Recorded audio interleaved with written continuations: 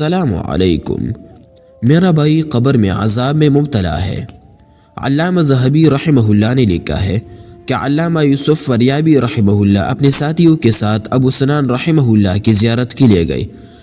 ابو سنان نے فرمایا کہ چلو ہمارے پڑوسی کی بھائی کا انتقال ہو گیا ہے، ان کی تعزیت کرائے۔ کہتے ہیں کہ جب اس پڑوسی کے پاس گئے تو دیکھا کہ وہ بہت رو رہا ہے اور ہماری تعزیت کو بھی قبول نہیں کرتا ہے۔ کہتے ہیں کہ ہم نے کہا کہ کیا تو جانتا نہیں کہ موت کے بغیر چارہ نہیں؟ کہنے لگا ہاں جانتا ہوں، مگر میں اس لیے رو رہا ہوں کہ میرا بھائی صبح و شام عذاب میں مبتلا ہے۔ کہتے ہیں ہم نے پوچھا کہ تجھ کو کیسے معلوم ہوا؟ کیا تجھ کو غیب پر خدا نے اطلاع دی ہے؟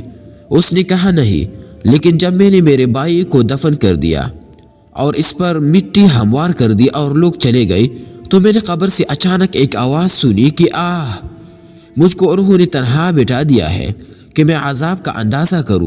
میں تو نماز پڑھتا تھا، روزے رکھتا تھا۔ یہ سن کر مجھ کو بھی رونا آ گیا۔ میں نے اس کی قبر سے مٹی ہٹائی تو دیکھا کہ قبر آگ کے شعلے بھڑکا رہی ہے اور میرے بھائی کے گلے میں آگ کا طوق ہے۔ بھائی کی محبت نے مجھے ابھارا اور میں نے اس کے گردن سے طوق اتارنے کے لیے ہاتھ بڑھائے تو وہ جل گئی۔ محمد بن یوسف رحمہ اللہ فرماتے ہیں کہ اس نے ہم کو اپنا ہاتھ دکھایا کہ وہ جل کر کالا ہو گیا ہے۔ پھر اس نے کہا کہ اب میں اس کے حال پر کیوں غم نہ کروں اور کیسے نہ روؤں؟ محمد فریابی رحمہ اللہ کہتے ہیں کہ ہم نے پوچھا کہ تیری بھائی کا عمل کیا تھا؟ اس نے کہا وہ اپنے مال کی زکوٰۃ نہیں دیتا تھا۔